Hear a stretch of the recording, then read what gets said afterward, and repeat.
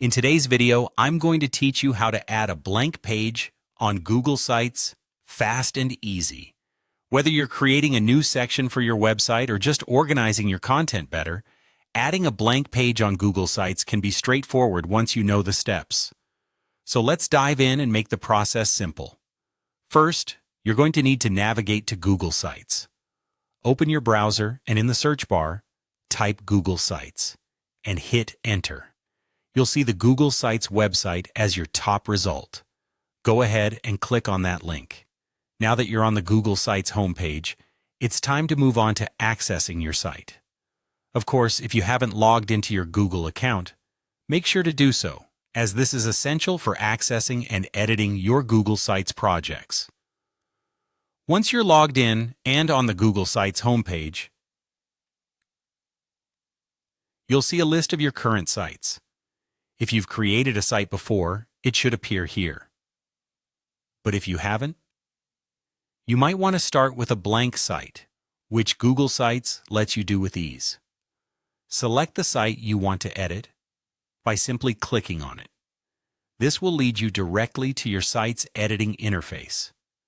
With your site open, you'll need to navigate over to the Pages panel. This panel is located on the right-hand side of your screen.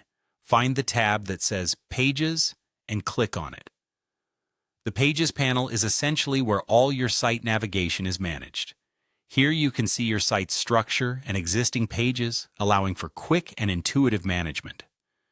Next, within that Pages panel, you're going to see the Add Page button, represented by a plus sign, which is typically at the bottom of the panel. Click that plus sign to add a new page. This is really the crux of our task today. Adding a new page is how you expand your site's content and enhance its navigation and usability. After clicking the Add Page button, a prompt will appear asking you to name your new page. You can get creative here or stick to straightforward names like Contact or Services. Importantly, choose a name that best fits the content you plan to place on this page, as clarity will be valuable to your site visitors.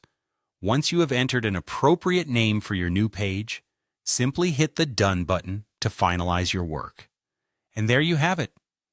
Your new page should now appear in the Pages panel and is ready to be customized with all the content you need. This simple guide should have equipped you to confidently add blank pages to your Google Sites projects with ease. Thanks for watching, and do let us know if this tutorial helped you or if you have any other topics you'd like us to cover. Happy site building!